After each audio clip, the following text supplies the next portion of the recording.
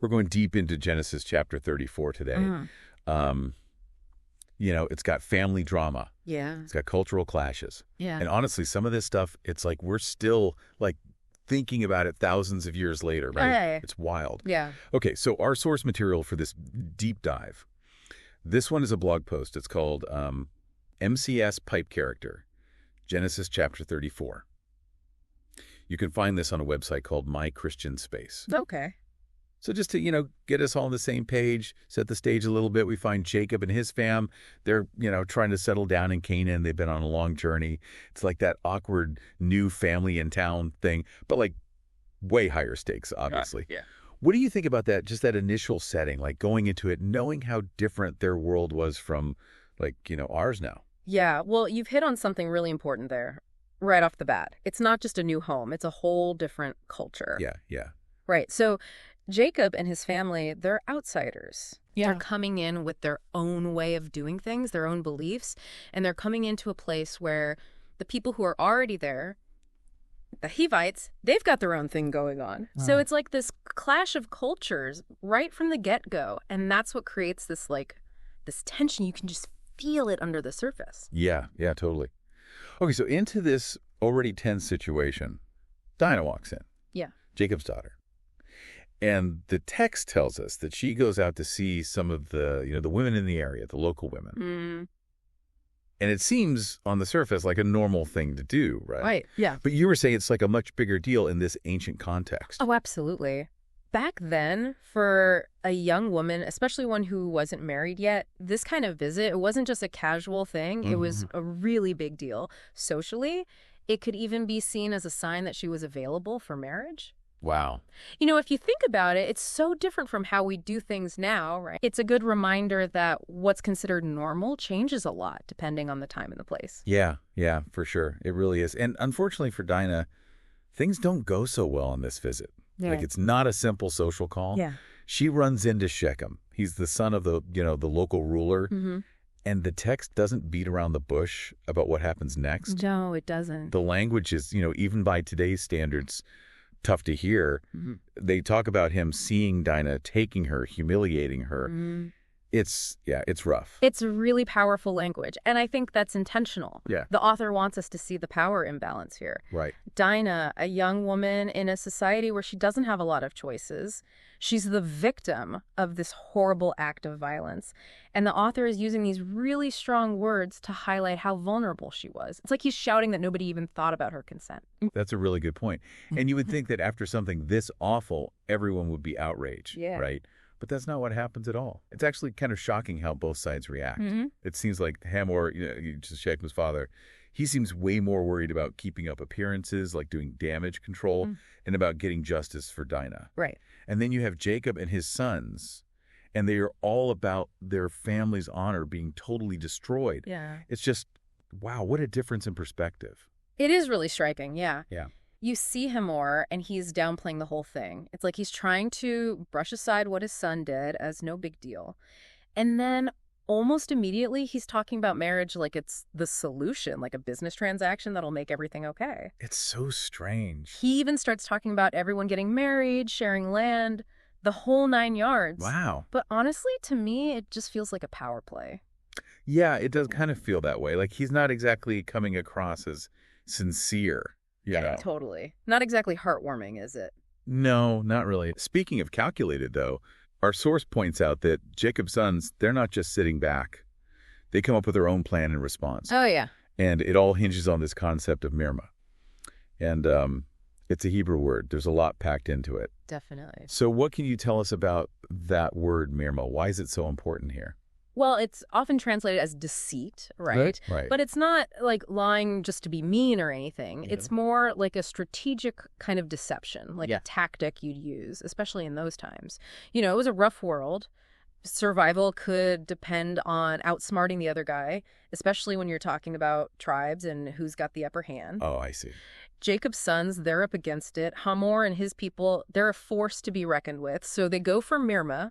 They think that if they're totally honest, well, it's going to be bad, like really bad. So it's almost like honesty in this case, it would have been devastating. Is that what you're saying? They could have wiped them out, yeah. Wow. So it was cunning over confrontation. It's really interesting, though, because it brings up this ethical question, this dilemma that I think we still grapple with. Is it ever okay to deceive someone, even if you honestly believe that it's the only way to survive? It's the big question, isn't it? And it's not like this story gives us an easy answer. It just lays it out there, all its messiness. Mm-hmm. On the one side, you've got the Hivites. They did this horrible thing to Dinah, and now it seems like they're trying to turn it to their advantage. But on the other side, you've got Jacob's sons. They're going with deception, trying to protect themselves. And we know that's going to lead to even more bloodshed. Right, right. It's like, where do you even begin to untangle that? Exactly. And the tension, it just keeps building. Oh, yeah. Because Jacob's sons, they're not just going to say, okay, sounds good. They lay down their terms for this whole intermarriage idea. And the big one, all the men of Shechem, they have to get circumcised. Okay, that's a huge thing to demand. It really is. It's not just about the act itself, but what it means. You got it. Remember, circumcision, for Jacob and his family, it was huge. Religiously and culturally. It was about their covenant with God, who they were. By asking this of the Hivites, they're basically saying, you want to be a part of this. This is the price. You have to become like us. It shows how crucial, how central religious and cultural identity was back then. It's almost like they're drawing a line in the sand. Like, are you with us or not? It's a powerful statement, and the Hivites, they agree, but that's when things go really, really bad. Two of Dinah's brothers, Simeon and Levi, they decide to handle things their way. Yeah, this is where it gets really intense. There's this detail that stuck out to me. The author uses the number 3 over and over in this section. Like 3 days after the circumcision, it's 3 men who lead the attack. Is there something to that? The number 3, it comes up a lot in the Bible and in lots of cultures, really. That's true. People have always read a lot into it. Yeah. Some think it represents like a sense of things being complete, finished, Yeah. or maybe it's like a divinely ordained waiting period. Or it could even be like a signal that something big, something important is about to go down. It makes you think, Yeah. There's more to it than meets the eye. Yeah.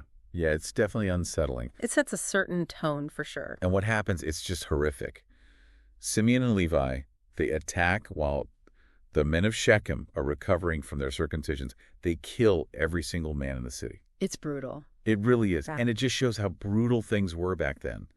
Tribal conflicts, they were just unbelievably violent. The writer doesn't sugarcoat it at all. No, he doesn't. It's all there in your face. The killing, the looting. They even take women and children as prisoners. It's showing us what happens when revenge takes over. It's this awful cycle of violence, like it just keeps going. One act leads to another, and it never ends. It's a really, really dark turn. Yeah. After all that, you'd think Jacob would be just like completely horrified, right? Yeah. That he would be all over his sons about what they did. But he's not. Like, not really. It seems like he's way more worried about what's going to happen next.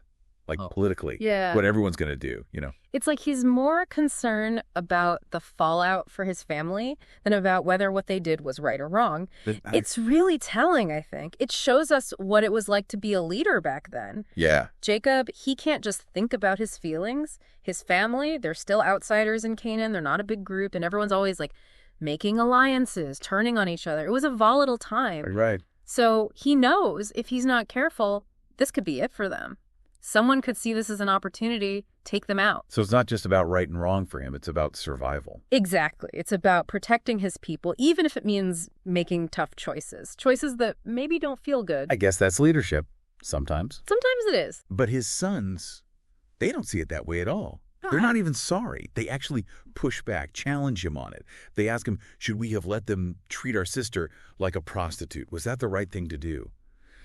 It's intense. They're so caught up in what they think is right, defending their family, that they don't even, it's like they can't see the destruction they've caused. It really highlights that tension, doesn't it? The need for justice, the desire to protect your own, but also the consequences of choosing violence, of choosing revenge. And it feels so relevant, even now.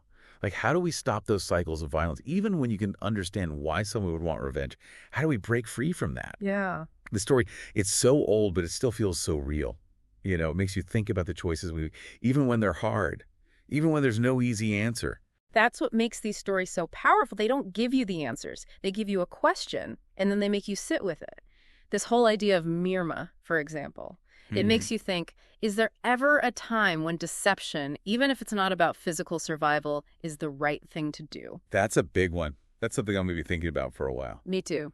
Well, that's Genesis chapter 34, a story of family and faith and violence and some really tough choices. It's one for the ages, for sure. It really is. And we hope you'll keep thinking about it, keep wrestling with these questions long after this deep dive is over. Absolutely. Because these stories, they're not just ancient history. They're about us, about being human. Thanks for joining us for this deep dive. We'll see you next time.